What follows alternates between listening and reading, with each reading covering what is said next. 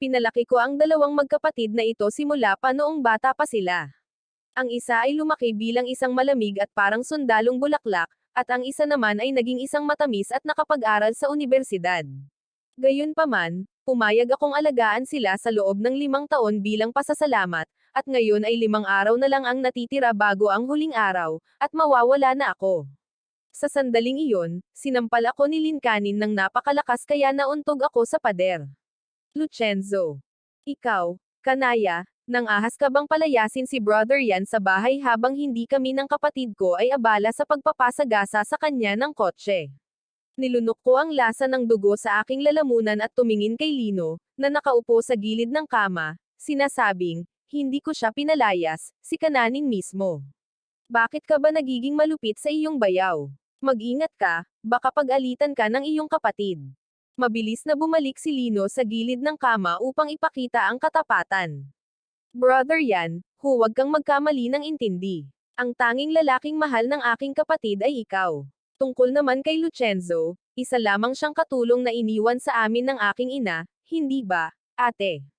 Nakita ko si Linia. Hindi siya umimik, ngunit ang kanyang malamig at magandang anyo ay nagpapakita pa rin ng kanyang galit. Sarkastiko akong ngumiti. Ano ang inaasahan niya? Mula sa unang araw na dumating ako sa pamilyang Lin, alam kong mahal ni Lin Yono si Zoe Ano. Noon, nagtungo si Zoe Ano sa ibang bansa para sa isang misyon at nawala nang walang bakas. At hinintay siya ni Lin Yono sa loob ng 3 mahabang taon. Pagkatapos, iniuwi ako ng ina ni Lin.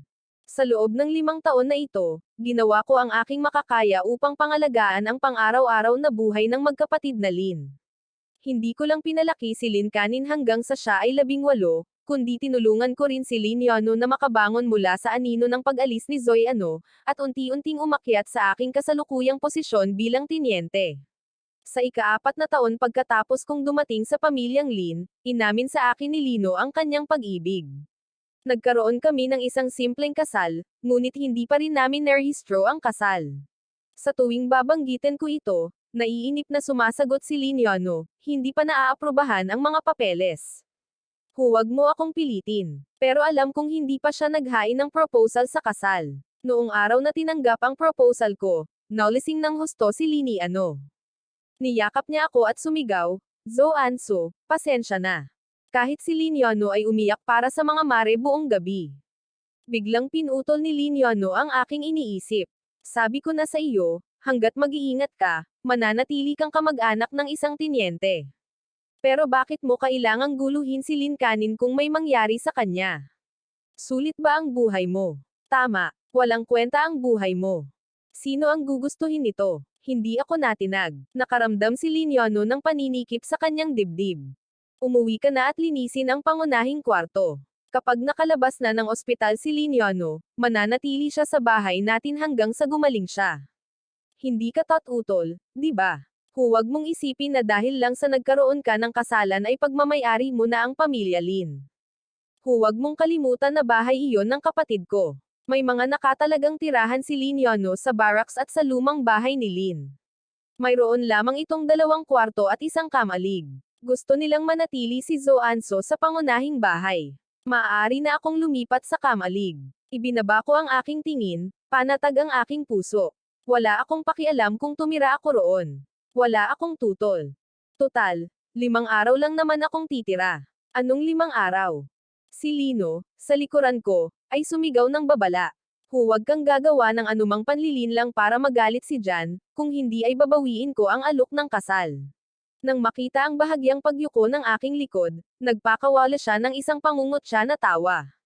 Baliw na baliw sa akin si Lucenzo, at ngayong malapit na niyang irehistro ang aming kasal ayon sa gusto niya, paano niya ako papakawalan? Kinabukasan, bago magbukang liwayway, malakas na kinatok ni Lino ang pinto. Lucenzo, bumangon ka agad at magluto. Nanghihina si Kuya Jan. Maghanda ka agad ng sopas ng manok. Lumabas ako ng kamalig. Nang makita ni Lino na kumot na lang ang natira sa kamalig, nagtanong, bakit hindi ka nagdala ng kama? Nagpapanggap ka bang mahirap para maawa sa iyo ang aking kapatid? Binabalaan kita, huwag kang magpanggap. Kahit gaano ka pa kahirap, wala kang halaga kahit isang hibla ng buhok ni Kuya Yang. Tiningnan ko siya ng walang pakialam. Tama ka, Bayaw mo si Zoyan. Nagyayabang ka ba na pinakasalan ka ng kapatid ko? Pagbalik ko, sasabihin ko sa kapatid ko ang tungkol sa pagmamalaki mo para humingi siya ng diborsyo. Wala na akong mahihiling pa. Sabi ko at pumasok sa kusina nang hindi lumilingon. 4 na araw na lang ang natitira. Kahit galit na galit ako, kailangan ko pa ring magtiis. Bandang tanghali, iniuwi ni Lina Niano si Zuan gamit ang kotse. Maingat siyang tinulungan ng 2 kapatid na babae na makalabas ng sasakyan. Nang madaanan nila ako, huminto sandali si Liniano. Handa na ang tanghalian. Bago pa ako makapagsalita, agad na sumagot si Lin Kenan, oo, handa na. Lahat ng gusto ni Brother Yang, at nagluto rin ako ng sopas ng manok para palakasin siya. Nagpakita si Liniano ng isang nasiyahan na ekspresyon. Masayang hinawakan ni Zou ang kamay niya sa mesa. Masigasig siyang pinaglingkuran ng 2 magkapatid. Tahimik akong kumain ng sarili kong pagkain. Bigla, may nahulog na piraso ng carrot sa aking plato. Tiningnan ako ni Zoanso nang may pasasalamat. Kasamang Lucenzo, salamat sa pagluluto para sa akin. Mula ngayon, hihilingin ko sa iyo na alagaan ako. Anong ibig mong sabihin? Si Jay ay may problema sa paggalaw sa panahong ito. Pakialagaan mo siya. Tulungan mo na lang sa pagluluto at pagpapalit ng kanyang mga benda. Hindi ito malaking bagay. Isa ba akong katulong? Tulungan mo na lang sa pagluluto at pagpapalit ng kanyang mga benda. Hindi ito malaking bagay. Isa ba akong katulong? Anong ibig mong sabihin dyan? Napakahirap ba para sa iyo na alagaan ang isang may sakit?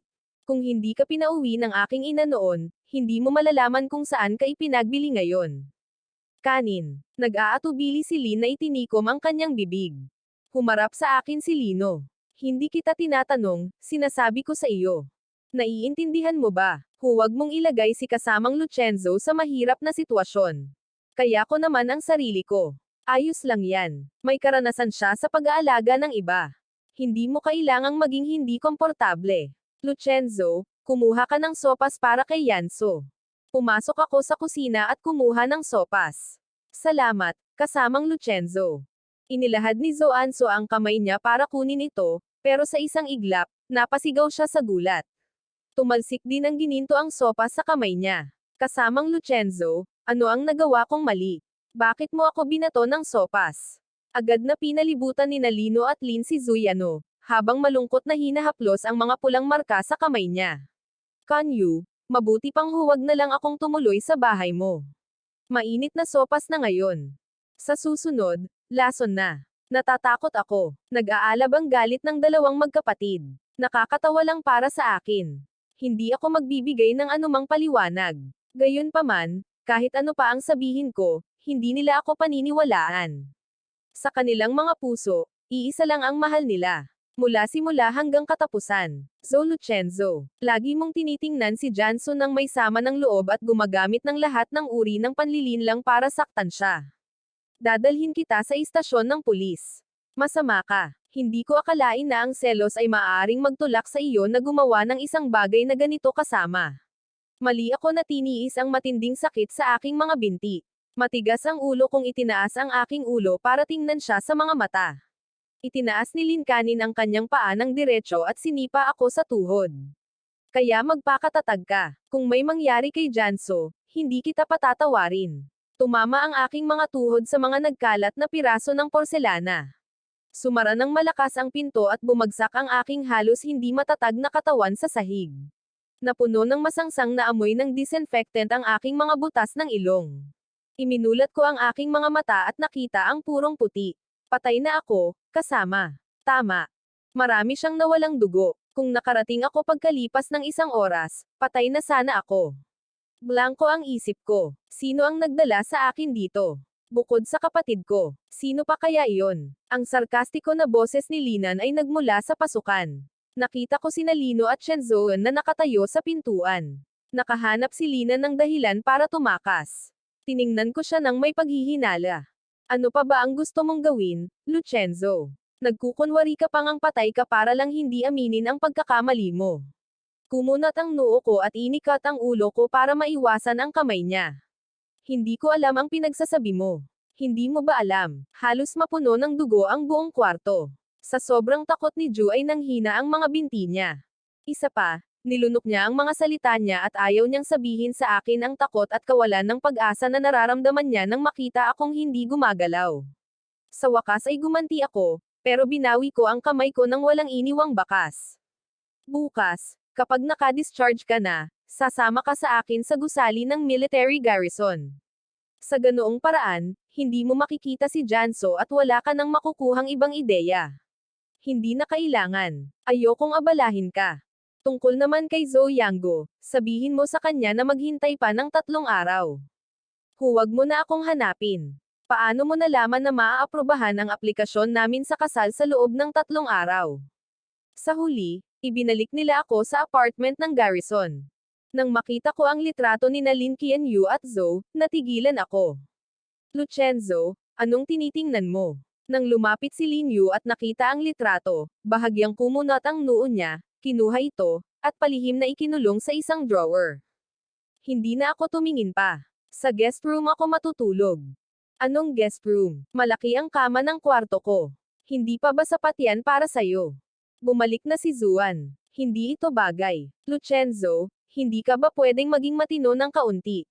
Hindi ka ba pwedeng magsalita nang hindi binabanggit si Yansu? Huwag mo akong pagsisihan na pinakasalan kita. Itinikom ko ang bibig ko at umupo sa sofa. Naalala ni Lin Kuan-yu ang araw na dinala niya ako sa ospital. Nababalot ng mga piraso ng porselana ang mga tuhod ko, at ang sugat sa pulso ko ay hindi tumigil sa pagdurugo. Isang matalim at manhid na sakit ang damaloy sa puso niya. Noong una akong dumating sa pamilya Lin, 16 na taong gulang pa lang ako noon. Sa nakalipas na 5 taon, nagtrabaho ako ng walang reklamo. Masyado ko na bang napabayan ang sarili ko kaya naiinggit ako kay Zoe ano? Bamantong hininga siya at umupo sa tabi ko. Maganda rin ang pakikitungo namin ni Lucenzo at kananin kay Yanso, dahil ilang buwan na ang nakalilipas, isinapanganib niya ang kanyang buhay, iniligtas niya kaming dalawa mula sa sunog. Dapat magpasalamat ang isa. Bilang aking pamilya, dapat ninyong tretuhin si Yanso ng may higit na paggalang. Nang inag ng husto ang aking mga mata, tila muling lumitaw sa aking harapan ang pinangyarihan ng sunog.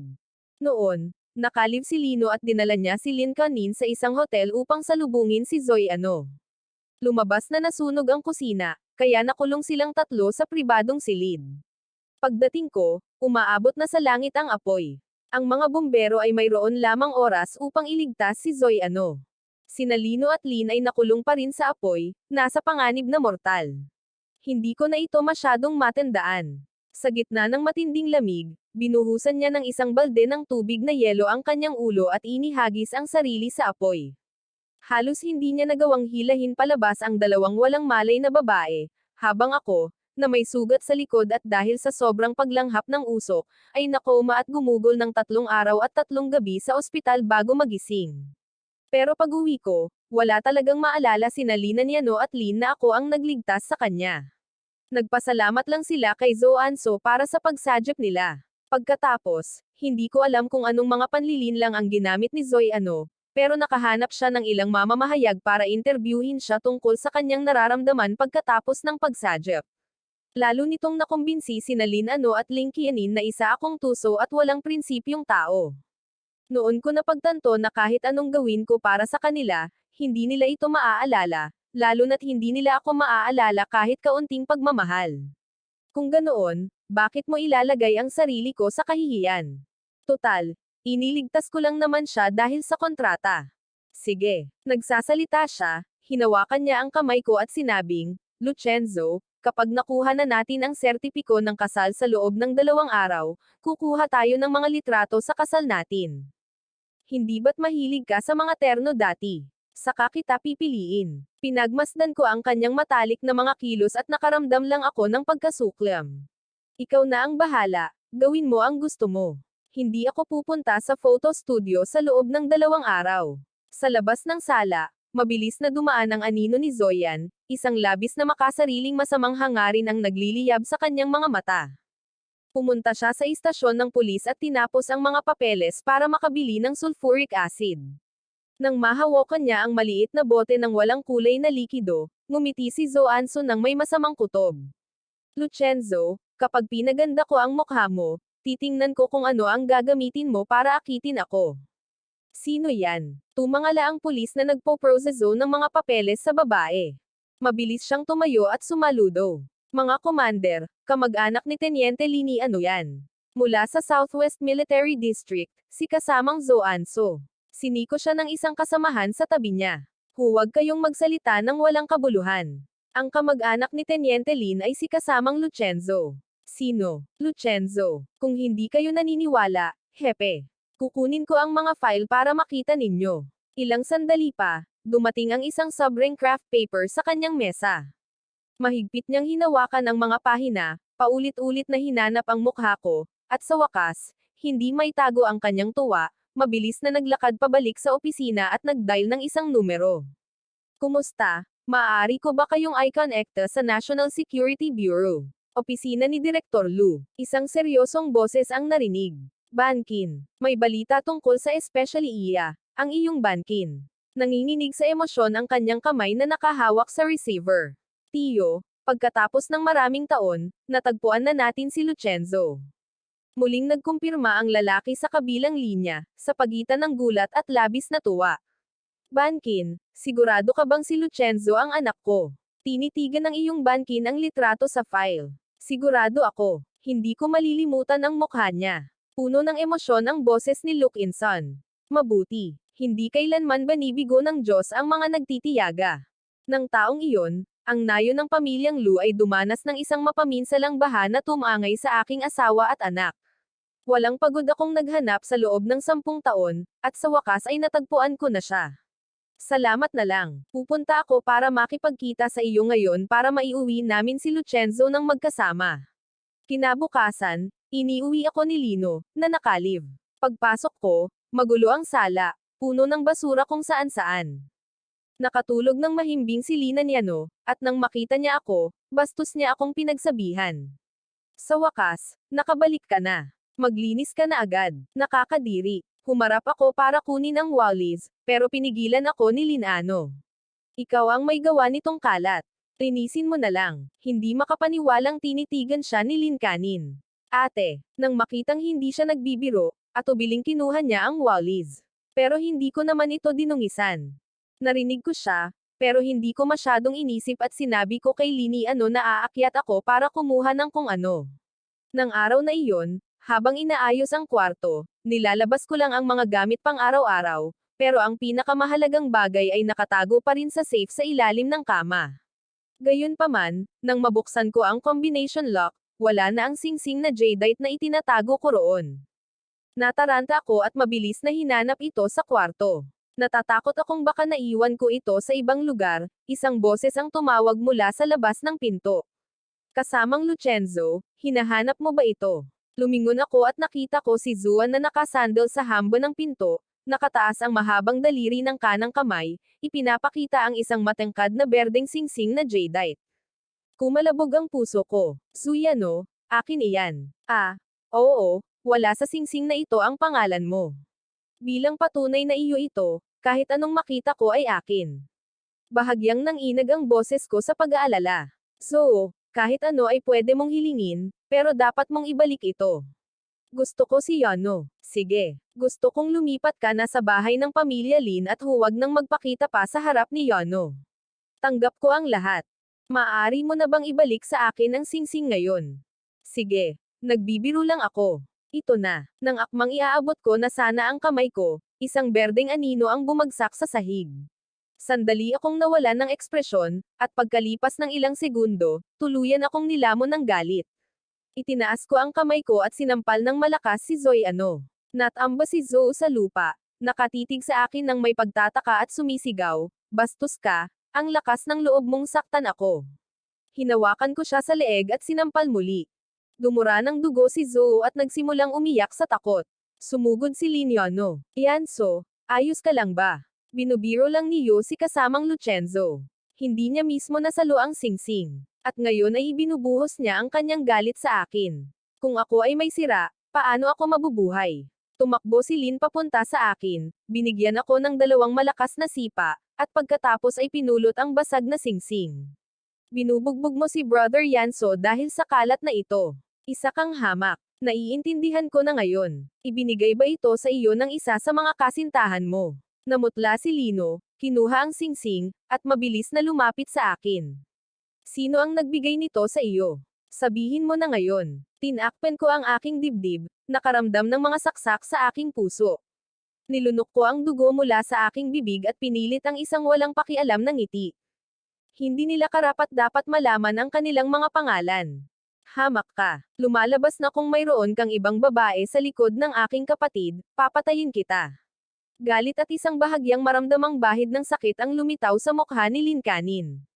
Tinatanong kita muli, sino ang nagbigay nito sa iyo? Pinaikit ko ang aking mga mata, inaalala ang init ng kamay ng aking ina na humahaplos sa akin.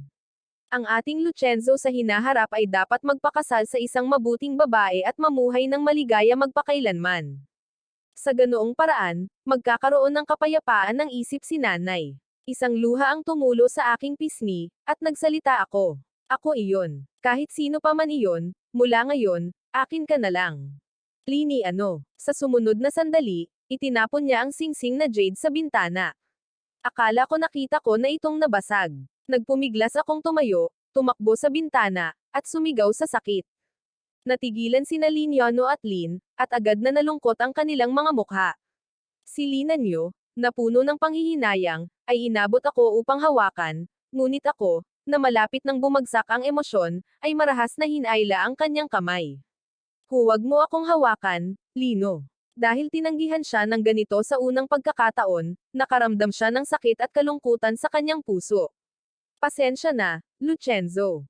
Masyado akong mapusok. Walang laman ang aking mga mata, at malamig kong sinabi, isang araw na lang. Nagliwanag ang mga mata ni Lino, at dali-daling tumango. Oo, isa pang araw. Lucenzo, malapit na tayong legal na ikasal. Napahawak ako sa dibdib ko at sinabi, bawat salita ay may dugong tumutulo, galit ako sa iyo, Lino. Hinding-hindi kita papakasalan. Namutla ang mukha ni Lino.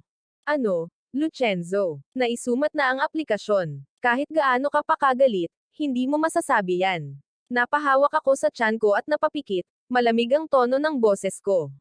Pupunta ako sa organization department ngayon para kanselahin ang aplikasyon.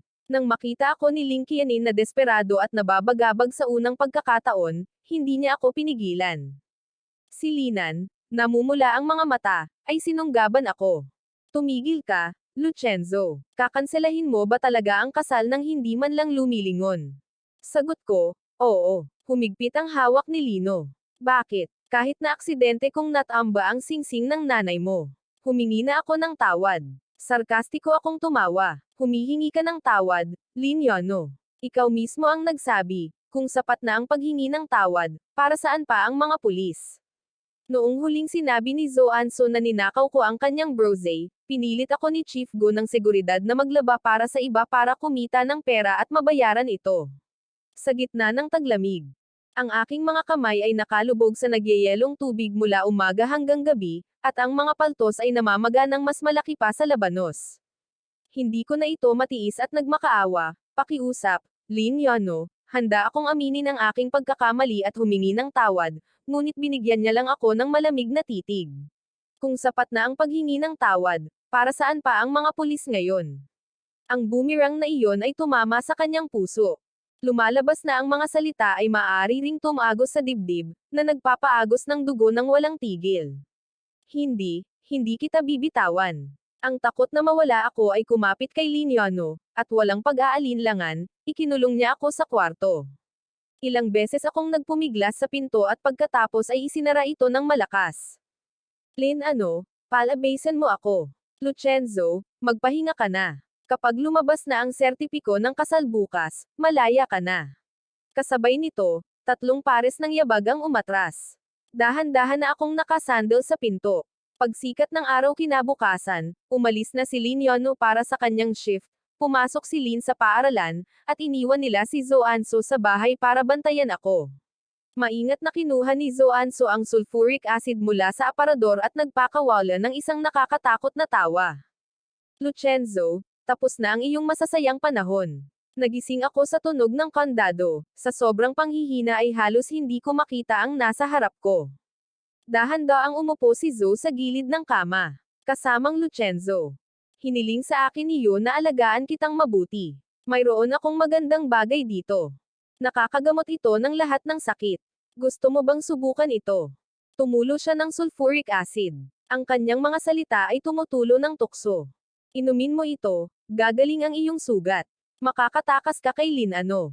Iminulat ko ang aking mga mata at inabot ito para inumin.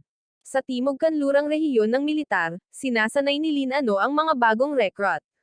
Biglang nawalan siya ng malay dahil sa biglaang pagkabalisa sa kanyang dibdib na nagpatigil sa kanya. Lumapit ang gwardya at ainalalayan siya. Tenyente, anong problema? Umiling si Lino, malapit nang magpatuloy sa pagsasalita, ngunit isang lalong tumindig na palpitation ang pumihil sa kanya sa pagpapatuloy. Mabilis niyang iniabot ang atas sa pagsasanay sa commander ng batalyon at nagmaneho pauwi. Kasabay nito, walang pagod na tumakbo rin si Lino pauwi. Nag-cross ang kanilang mga landas sa interseksyon. Ate, bakit ka bumalik? Hindi ako mapakali. Bumalik ako para makita si Lucenzo. Nang papasok na sila sa looban, isang babaeng nakasuot ng itim na uniforme ang lumapit mula sa kabilang eskinita. Pasensya na, nakatira ba rito si Lucenzo? Sino ka? Ano ang hinahanap mo? Ikaw siguro si Teniente Lin, di ba? Ikinagagalak kong makilala ka. Ang pangalan ko ay Sub-Ansen. Ako ang kasintahan ni kasamang Lucenzo. Napaangat ang ulo ni Lino. Matalim ang kanyang tingin. Kasamang Su, huwag kang magsalita ng pabaya. Si Lucenzo ang aking asawa. Ang aming aplikasyon sa kasal ay aaprobahan ngayon. Teniente Lin, huwag kang masyadong padalos-dalos. Hindi pa ito naaaprobahan. Hindi. Galit na galit si Lino sa kanyang walang pakundangang tono. Anong ibig mong sabihin? Kahit sino ka pa, hindi ko hahayaang sumama sa iyo si Lucenzo. Si Lucenzo ay isang nasa hustong gulang na. Siya ang gumagawa ng sarili niyang mga desisyon. Hindi siya aalis. Maraming taon na siyang nakatuon sa pag-aalaga sa aming pamilya ng buong puso. Paano siya makakaalis? Ikaw mismo ang nagsabi. Ang pamilya namin, dahil hindi nila kailanman itinuring na bahagi ng pamilya si Lucenzo, ano ang masama kung kukunin ko siya? Sa isang salita lang namin, hindi siya makakaalis. Mas sinusunod niya kami ng kapatid ko kaysa kan-inuman. Ibig mong sabihin, dahil sa kontratang ito kaya kailangang mapasaya ka ni Lucenzo sa lahat ng bagay. Anong kontrata? Napasinghap sina Lini ano at Linkianin nang mabasa nila ang buong kontrata at makita ang petsa ng pagtatapos kasama ang aking lagda. Isang kulog ang umalangaw sa kanilang mga ulo. Nakasaad sa kontrata na sa loob ng 5 taon na ito, anuman ang pangangailangan ng magkapatid na Lin, dapat akong makahanap ng paraan para masiyahan sila, asikasuhin ang bawat detalye ng kanilang pang-araw-araw na buhay, at garantyahan ang kanilang kaligtasan. Kaya ang walang hanggang pagmamahal na ibinigay niya sa amin sa loob ng 5 taon ay isang kasinungalingan. Naaalala ni Lini ano nitong mga nakaraang araw ang paulit-ulit kong pagbibilang, at kumikirot ang kanyang puso na parang pinupunit. Lumalabas na hindi niya ako minahal. Kaya naman, sa sandaling dumating ang huling araw, sabik na siyang umalis. Kung hindi lang dahil sa pagsasara ko ng nakakandadong pinto. Malamang ngayon, habang pauwi ako galing trabaho, nawala na sana siya ng walang bakas. Habang iniisip ito, hinawakan niya ang kontrata at sumugod papunta sa akin, humihingi ng paliwanag. Biglang bumukas ang bintana sa ikalawang palapag, at isang pamilyar na figure ang nahulog na parang sinulid na naputol. Sumugod sina Lucenzo, Lin Yono, at Lin Kanin papunta sa kanya, ngunit mas mabilis ang kanilang bansin. Sa isang iglap, mahigpit niya akong hinawakan. Pinilit kong imulat ang aking mga mata at hinayla ng mahigpit ang kwelyo ni Sub-Ansen. Pakisama mo ako. Sige. Shenzo, ihahatid kita. Kasamang Su, saan mo dadalhin ang aking kamag-anak? Hindi man lang siya tiningnan ni Sub-Ansen. Nagpatuloy siya sa paglalakad ng may mahahabang hakbang. Nabalisa si Linanio. Saang rehiyon ka galing militar? Hindi mas mataas ang ranggo mo kaysa sa akin. Anong karapatan ni Lucenzo na dalhin ako? Isang matigas at kalmadong boses ang nagmula sa harapan. At kung ako ang gustong kunin ang anak ko, si Teniente Lin, pipigilan mo rin siya. Itinaas ni Lin Yono ang kanyang ulo. Ang mga medalya ang puso ng lalaki ay puno ng merito, at ang kanyang mga mata ay mamumugto dahil dito. Kilalanin ang lalaking ito. Sa pagpupulong ng mga kinatawan ng mga commander ng mga pambansang rehiyon ng militar, nakaupo ako sa tabi ng kataas-taasang commander. Ito ang direktor ng pambansang koanihan ng seguridad, si Linsa. Salamat sa pag-aalaga sa aking anak sa loob ng maraming taon. Ngayon ay iuuwi ko na siya. Direktor Lu, ikinasal na ako kay Lucenzo. Lumingon si Luke Inson, at iniabot ng isang gwardya ang isang aplikasyon sa kasal. Alinano, ang tatlong malalaking salitang, hindi na aprobahan, ay nakaukit ng malalim sa kanyang mga mata, kaya hindi niya mapigilan ang kanyang mga luha. Hindi, huwag mong kunin ang aking Lucenzo. Kakatulong lang sa akin ni Subanin papasok sa kotse nang makita niyang may namumutlang kamay na pumihil sa kanya. Bamantong hininga ako at tumayo. Tiningnan ko sina Lin Yono at Lin Kananin. Tenyente Lin, kapag natapos na ang 5 taon, wala akong utang na loob sa pamilya Lin. Paulam, isinara ko ng malakas ang pinto ng kotse. Mula ngayon, malawak ang langit at malawak ang dagat. Hindi ko na makikita muli ang 2 taong ito. Ngunit sino ang mag-aakala na pagkatapos kong umalis, ang 2 magkapatid na Lin ay magiging ganap na baliw. Umalis na si Sister Lucenzo. Umuwi na tayo. Pagkaalis ng sasakyan, tumayo si Lin Kenan sa interseksyon ng 3 oras. Ang kanyang mga daliri, na nakahawak sa alok ng kasal, ay sobrang tensyonado na parang namutla. Sister, total, habang nasa bahay natin siya, isa lamang siyang libreng yaya. Hayaan mo na siya, hayaan mo na siya. Masama ang pakikitungo niya sa atin dahil isa kang tinyente sa rehiyon ng militar. Ngayon na mayroon ka ng ama na may mas mataas na ranggo, tiyak na naghanap siya ng mas magandang posisyon dahil sa iyong pamilya. Sa aking palagay, mas tugma ka kay Brother Yanso. Pagkaalis niya, nagbigay siya ng lugar para kay Brother Yanso. Tiningnan siya ni Lin Yono nang may matinding galit sa unang pagkakataon. Lin Kenan, si Lucenzo lang ang bayaw mo. Nagulat si Lin Kenan at natulala. Ngunit nakaalis na siya. Tumalikod si Lin Kenan at umuwi. Nasa sala si Zoano, kumakain ng dalandan at nanonood ng telebisyon. Nang makita ang 2 magkapatid, agad siyang ngumiti. Yonoan, sa wakas ay nakabalik ka na. Sumulyap si Lin Yono sa kanya. Zoano, naaalala ko na kayo lang ni Lucenzo ang nasa bahay ngayon. Bakit tumalon si Lucenzo mula sa 2 palapag? Ikaw ba? Napuno ng kawalan ng katarungan ang mukha ni Zoano dahil sa hindi pagkakaintindi sa kanya. Paano mo ako masisisi ng hindi patas?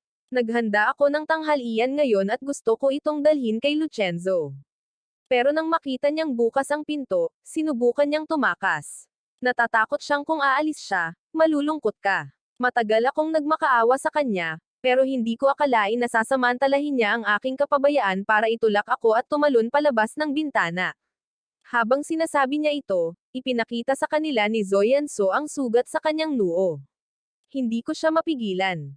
Sa kabaligtaran, itinulak ako at natama ng aparador, at nahimatay. Nagising na lang ako. Nang makita ang hinala sa mga mata ni Lin Yono, naglakas loob siyang lumapit sa kanya. Yono, ako ang hindi nagbantay kay Lucenzo. Parusahan mo ako. May kaunting pagsisisi pa rin si Lin Yono. Hindi kita sinisisi. Ito ay usapin sa pagitan ng aming pamilya Lin at ni Lucenzo. Pagkatapos sabihin ito, ipinaliwanag niya ang kontrata at inalo ito. Huwag mong sisihin ang iyong sarili. Nakaramdam si Zoanso ng matinding kagalakan sa kanyang puso. Dahil ito ay walang iba kundi isang kontrata, Yono, hindi mo kailangang mag-alala ng labis. Isa pa, wala kang nararamdaman para sa kanya. Ang kanyang pag-alis ay mabuti para sa lahat. Lalong naging malungkot ang mukha ni Lino. Dahil walang natanggap na tugon, medyo hindi mapakali si Zoano. Mabilis na sinaklolohan siya ni Linvino. Hindi man lang ng ahas huminga si Linkianin. Sino ang nagsabing wala akong nararamdaman para sa kanya? Agad na nawala ang ngiti sa mukha ni Zoano. Naikuyom ni Linano ang kanyang mga kamao. Ibabalik ko siya. Ako, si Linaniano, ay pakakasalan ko lang si Lucenzo sa buhay na ito. Agad na namutla ang mukha ni Zone. Isang umaga, nagising si Lin na inaantok. Binuksan niya ang pinto at sumigaw, Lucenzo, nasaan ang almusal? Malapit na akong mahuli. Bakit hindi mo ako ginaising? Pagkatapos niyang magsalita, naalala niya ang kahapon at hindi niya maiwasang sumulyap sa master bedroom. Nakasuot na si Linaniano ng kanyang uniforme ng militar. Nakatayo siya sa pintuan na may malungkot na ekspresyon. Isang mahinang boses ang nagmula sa unang palapag. Yano, Kananin, bumaba ka para mag-almusal. Nagliwanag ang mga mata ng magkapatid at dali-daling bumaba, ngunit nakita nila si Zuyano na nakatayo sa tabi ng mesa. Isang ekspresyon ng labis na pagkadismaya ang bumalot sa kanilang mga mukha. Nang makita siya, muntik nang makagat ni Zuan-su ang kanyang mga ngipin. Yanoan, nagluto ako ng lugaw na itlog. Halika at mag-almusal ka na. Maingat na pinaglangkuran siya ni Zoano. Yanoan, unang beses ko lang magluto. Subukan mo agad. Nasulyapan ni Linyano ang mga piraso ng berdeng sibuyas sa lugaw at sumimangot. Hindi ako kumakain ng sibuyas, nakalimutan mo. Pasensya na, Yano. Ipagluluto kita ng isa pang mangkok. Huwag na. Kakain ako sa mess hall. Mauuna na ako. Lumabas ng bahay si Linyano. Nag-aalala si Linyano na baka hindi maging komportable si Zuyano. Mabilis siyang lumunok ng malakas, ngunit hindi inaasahang nailuwa niya ito. Kananin, anong problema? May malaking piraso ng balat ng itlog na nakabara sa lalamunan ko. Sa mess hall ng distrito ng militar, ninunguyan ni Linyano ang isang kamote. Sa kanyang puso, ang kanyang pananabik sa akin ay lumaki na parang patuloy na lumalaking alon. Kagabi, gusto niyang halugugin ang mga gamit ko para tingnan kung may iniwan akong sulat para sa kanya, pero natuklasan niya na sa isang punto ay maayos kung naubos ang lahat ng gamit ko, nang walang iniwang bakas, na parang hindi ako nakatira doon. Hindi siya makatigil kahit sandali. Nagmadali siyang pumunta sa opisina ng commander ng distrito ng militar. Commander, hinihiling ko ang paglipat sa distrito militar ng Jinbei, kahit na pagbaba ng posisyon. Tiningnan siya ng commander nang may pagtataka. Kasamang Lin, bakit nandito ang iyong ina at kapatid na babae? At gusto mong pumunta sa Jinbei? Nagkaroon kami ng maliit na hindi pagkakaunawaan ng aking asawa, at pumunta siya sa Jinbei. Hindi ba nila ibinalik ang ulat ng kasal mo, Yano? Hindi ito inaprobahan ng mga nakatataas. Malamang na itinuring nilang hindi angkop sa iyo ang lalaking iyon. Maraming mabubuting lalaki sa grupo ng performing arts. Kung gusto mong magpakasal, maaari mo silang tingnan. Commander, sa buhay na ito ay siya lang ang tinanggap ko. Pakiusap, Commander, pagbigyan mo ako nito. Maya-maya, bumantong hininga ang Commander. Naglabas siya ng isang telegrama. Yano, hindi naman sa ayaw kitang tulungan, pero may utos ang mga nakatataas sa akin. Hindi ka maaaring ilipat mula sa Southwest Military District sa loob ng 5 taon. Parang kidlat na tumama ang mga salitang ito kay Linyano, na yumuko sa kanyang tuwid na gulugod. Ayaw ba niya akong makita? Pagsapit ng takip silim, pinuntahan ni Zoano si Linyano para sunduin at agad na nakita ang babaeng nalulungkot. Dali-dali niya itong nilapitan. Hindi ka ba maayos sa trabaho? Walang oras si Linyano para sumagot. Pagkatapos ay narinig niya ang mga dumadaang gwardya na sumigaw, "Magandang umaga, Tenyente Bayaw." Agad siyang kumunot ang noo. Nagbibiro lang sila. Huwag mong intindihin ng mali. Paano ko naman ito natitinag ng mali? Sobrang saya ko, Yano. Sobrang nami-miss kita nitong nakaraang 5 taon. Sinuportahan ko ang sarili ko sa ibang bansa gamit ang mga alaala natin. Hindi mo alam kung gaano ko kasabik na makabalik sa tabi mo. Malamig na itinulak ni Linyano si Zou, na nakayakap sa kanya, palayo at sinabing, tapos na ang meron tayo. Masyadong abala ang military zone sa mga misyon nitong mga nakaraang araw, at kailangan ding mag-focus si Kananin sa pag-aaral para sa entrance exam sa unibersidad. Kung may negosyo ka, tawagan mo ako direkta sa opisina ko. Namutla si Zou. Ang ibig sabihin ng mga salitang iyon ay ayaw niyang humarap ito sa kanya maliban na lang kung talagang kinakailangan. Paano ka ng ahas? Paano ka ng ahas? Lini anong ibig mong sabihin dyan? Nakalimutan mo na ba ang mga pangako mo sa akin? Nakalimutan mo na ba kung paano ko kayo iniligtas ni Akianin mula sa apoy? Hindi ako maihahambing kay Lucenzo. Hindi man lang nakapag-aral. Isa lamang siyang magsasaka sa probinsya. Mas gusto mo ba siya kaysa sa akin? Tumingin si Lino kay Zuyano, na nawalan ng kahinahunan, at biglang nakaramdam ng lubos na pagkalayo sa kanya. Kung hindi lang dahil sa pasasalamat na utang ko sa iyo sa pagliligtas sa akin, hindi kita tiniis ng ganito. Kahit na mas mababa sa iyo si Lucenzo sa lahat ng aspeto. Mahal ko rin siya. Bumalik si Zo sa bahay na may pusong sawi. Sa loob ng mailbox ay may sulat mula sa Estados Unidos. Pagkabukas niya nito, agad siyang nataranta at inihagis ang mga litrato sa lupa. Anak ko, huwag mong saktan ang anak ko. Ang larawan ay nagpapakita ng isang 3 taong gulang na batang lalaki na puno ng mga sugat at namamagang mukha. Napahawak si Zoe sa larawan sa sakit. Shaman, hintayin mong sunduin ka ni Daddy. Shaman, hintayin mong sunduin ka ni Daddy. Ilang araw nang hindi nakikita ni Linano si Zuyano. Akala niya ay natauhan na ito, kaya hindi niya ito pinansin. Plano na niyang humingi ng paumanhin sa susunod na linggo para hanapin ito. Pagkatapos bumili ng tiket sa tren papuntang Jinbei, nagsimula siyang maghanda ng regalo. Inisip kung gaano siya kasaya na makita ito, hindi niya maiwasang mapangiti. Ngunit paglabas niya ng tindahan, malinaw niyang narinig ang mga bulungan ng mga tao sa paligid niya. Hindi ba't siya yung galing sa pahayagan, yung nang iwan sa kanyang mapagpakumbabang kasintahan para pakasalan ang anak ng isang mataas na opisyal? Mukha siyang disenteng tao, pero bulok ang puso niya. Lalapit na sana si Lino at magtatanong. Nang tumakbo si Lin at pigilan siya, "Ate, may nangyaring kakilakilabot. Tingnan mo ang pahayagan dali." Kinuha ito ni Lin yan at malinaw na nakita ang headline sa unang pahina, "Mapagpakumbabang kasintahan, iniligtas ang iba mula sa sunog." Iniwan siya. Sinamantala ng anak ng mataas na opisyal ang kanyang pag-ibig. Gumamit ang artikulo ng mga alias para kay Zoyan, Soy Linyano, ngunit ang pangalan ni Lucenzo ay hindi binago kahit isang letra. Lumabas ito ng eksakto kung ano ang nasa pahayagan. Sa maliit na lugar na ito, agad na nahulaan ng lahat kung saang pamilya ito. Habang nagbabasa si Linano, lalong dumidilim ang mukha niya. Kalokohan ito. Sino ang sumulat nito? Hayaan mo silang pumunta sa akin. Kinakabahan si Linkianin kaya't bumubuhos ang pawis sa kanyang ulo. Ate, wala nang oras. Tumawag ang commander sa bahay at inutusan kang pumunta agad sa kanya. Inihampas ng commander ang dyaryo sa mesa at sumigaw ng galit. Lin, ano ang ibig sabihin ng lahat ng ito? Pinahiya mo ang buong hukbo. Nanginag si Lino sa mga salitang iyon. Commander, susuriin ko ito. Ano ang silbi ng investigasyon? Ang mahalaga ay baguhin ang pananaw ng mga tao. Sabihin mo mismo sa akin kung ano ang plano mong gawin. Maglalathala ako ng personal na pahayag sa dyaryo para linawin ang katotohanan, ngunit sa oras na maaprubahan ito para sa publikasyon, huli na ang lahat. Sa sandaling iyon, isang matandang boses ang narinig mula sa labas.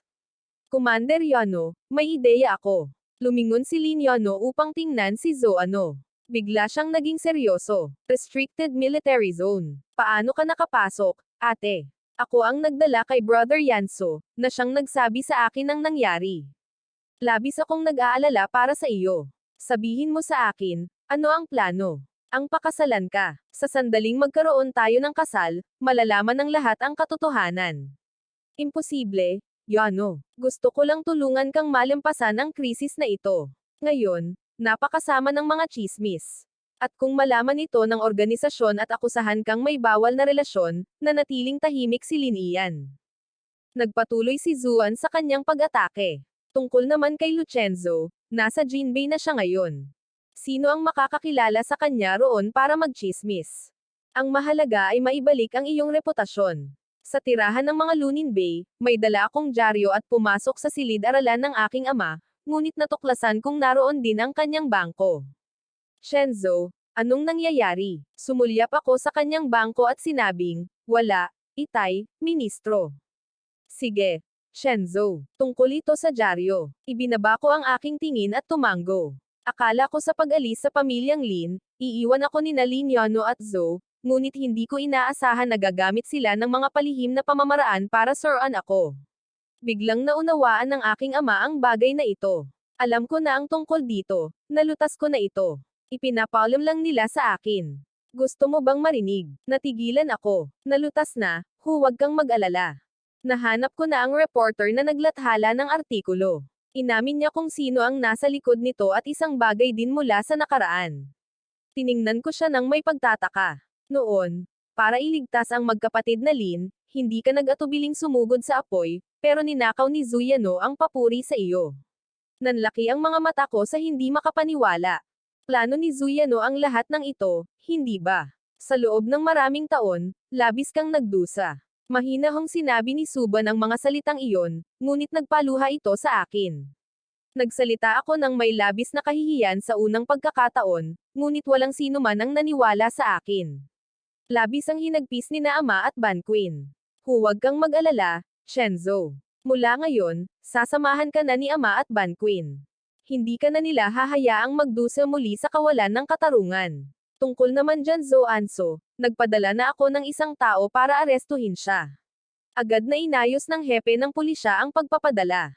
2 patrol car ang pumasok sa looban ng Southwest Military District. Sa opisina ng commander, hinihintay pa rin ni Zoanso ang sagot ni Link Anso. Nang tumanggo si Link Anso, may mahinang kumatok sa pinto. Pumasok ang mga opisyal ng pulisya ng paisa-isa at huminto sa harap ni Zoyano. Zoyano, sangkot ka ba sa paninirang puri at paninirang puri sa pamamagitan ng mga publikasyon? Sumama ka sa amin sa istasyon ng pulisya upang makipagtulungan sa investigasyon. Nanghina ang mga binti ni Zoyansu, at muntik na siyang matamba sa lupa, ngunit ang kanyang mga salita ay nagpapakita lamang ng takot. Hindi ako. Paano ko masisira ang sinuman? Hindi ako ang sumulat ng ulat. Ano ang kinalaman ko dito? Ako ang biktima. Medyo nalito si Link Anso, ngunit likas pa ring ipinagtanggol si Zoyano. Kasama, wala bang hindi pagkakaunawaan? Ibig kong sabihin, paano nagawa ni Brother Lin ang ganoong bagay? Sinasabi ko sa iyo, malalim ang relasyon mo kay Zoyano, ngunit huwag mong hayaang maapektuhan ng personal na pagmamahal o sama ng loob ang iyong opisyal na tungkulin. Kasama, anong klaseng saloobin iyan? Hindi ba ako makapagtanong ng makatwirang tanong, Young Master Lin? Kung hindi ka naniniwala sa akin, makinig ka sa pahayag. 2 pulis ang nag-escort sa isang sugatang lalaki na pumasok. Nagulat na tinawag ni Link Anso ang kanyang pangalan. Reporter Chen. Biglang lumuhad si Chen Yang. Young Master Lin, aaminin ko ang lahat. Huwag mo akong barilin. Ang mga ulat ay isinulat ayon sa utos ni Zoyano. Binigyan niya ako ng 5 barya para suruan ka at si Lucenzo hanggat maaari para magkaroon siya ng pagkakataong pakasalan ka. At tungkol din sa pagsadyop sa nakaraang sunog. Tinanong niya ako kung siya ang sumulat ng pekeng balitang iyon. Naramdaman ni Lincoln Suso na nanlalabo ang kanyang paningin, sumugod, at hinawakan si Chenyan sa leeg. Ano ang sinasabi mo? Nang araw na iyon, si Lucenzo talaga ang nagligtas sa iyo at sa iyong kapatid. Sinubukan ni Zoanso na lumapit sa iyo. Plano niyang angkinan ang kredito para dito. Hindi totoo iyan, Kiano. Sinisiraan ako ng hamak na ito. Hindi ka makapaniwala. Biglang kumabog ang mga sentido ni Lin Qianso. Tila naaalala niya ang eksena mula noong araw na iyon. Sa gitna ng nagliliyab na apoy, isang figure ang tumakbo patungo sa kanya ng walang pag-aalinlangan. Sa wakas, nakita niya ng malinaw ang mukha na iyon. Si Lucenzo iyon. Kano, maghintay ka lang. Hindi kita hahayaang mamatay. Dahil sa pagsisikap, kinaladkad niya siya at silinanin palabas ng apoy, hanggang sa, ligtas, bumagsak siya sa tabi ko. Namula ang mga mata ni Link Anso na parang nagliliyab. Sumugod siya paarap at sinampal ng malakas si Zoyano. Ikaw na kawawa, paano mo ako nagawang dayin? Tinakpan ni Zoanso ang kanyang nasusunog na pisngi. Ang kanyang mukha ay puno ng pagkabigla at hinanakit. Kano, sinasaktan mo ba ako? Sa ilang salita mo lang, nagdududa ka na sa akin. Nanginag sa galit si Lino. Ikaw ang pumihil kay Lucenzo na umalis. Sinadya mong plinano na hindi ko maintindihan.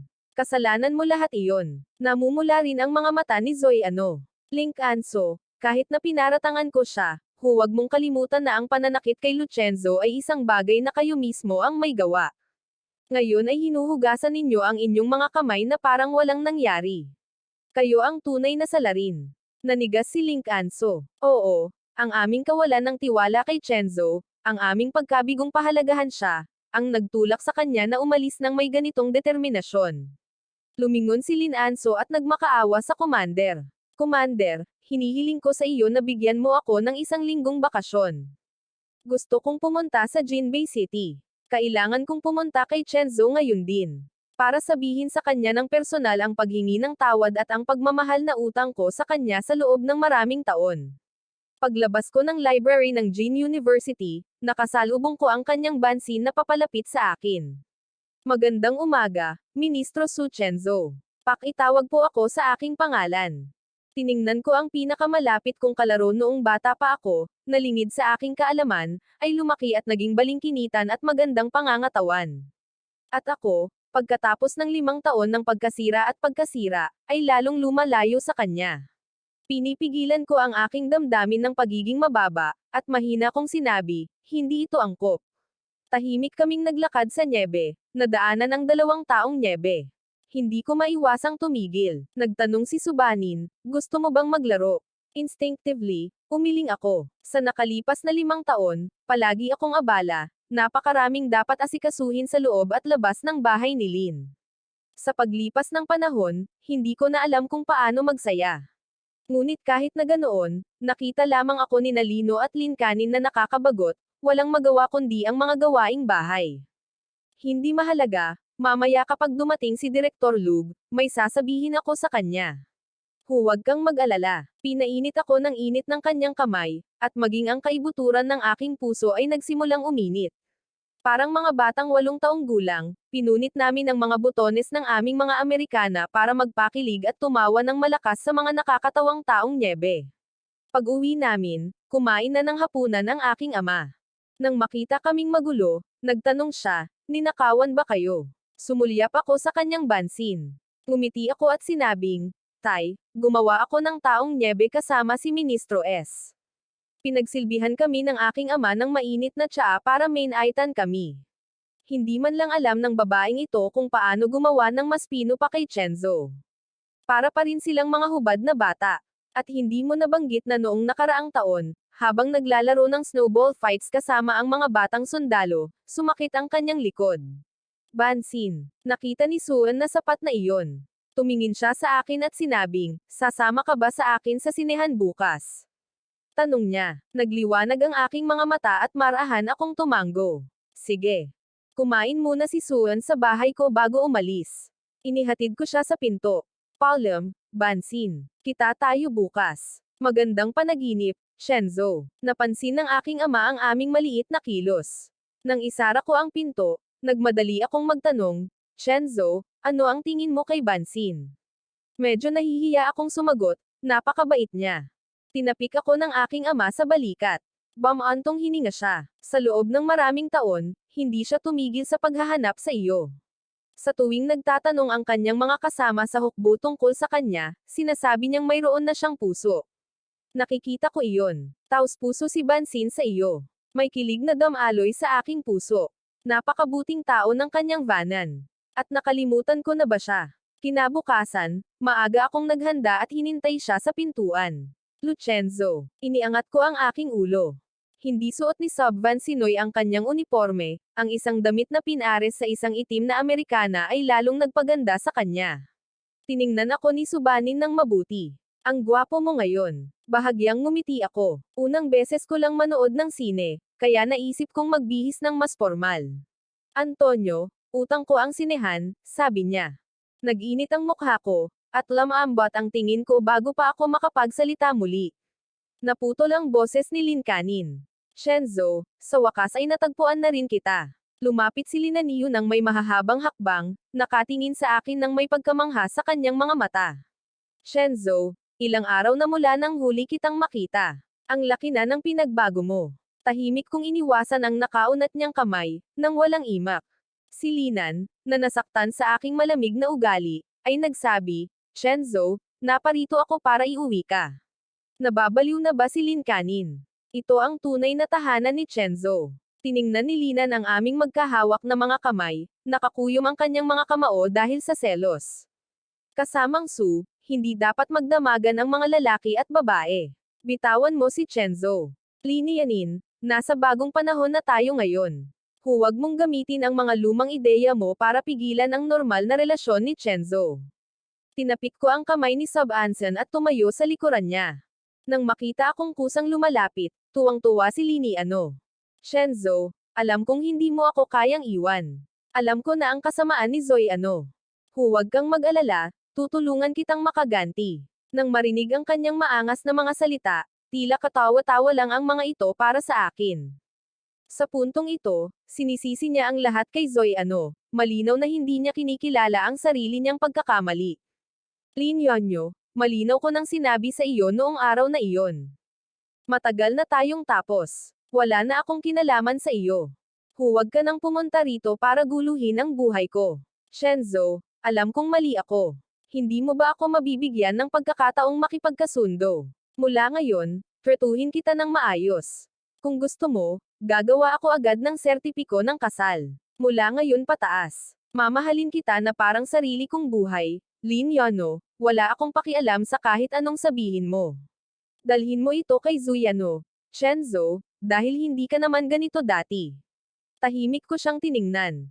Oo, hindi ako ganito dati. Dati, sinusunod ko lang ang mga utos ni Lina Niano, ginugugol ko ang buong araw sa paligid niya, sinusubukang pasayahin siya. Tiniis ko ang kanyang sama ng loob at lamig ng walang katapusan, ngunit ang aking mapagkumbabang pambabala, hanggang sa alikabok, ay nagdulot lamang sa akin ng mga insulto at bali ng tadyang. Ngayon ay maliit na bahagi na lamang ng pagdurusa na tiniis ko noon ang ipinapakita ko. At hindi na niya ito matiis. Nakakadiri talaga. Shenzo, may dala akong regalo para sa iyo.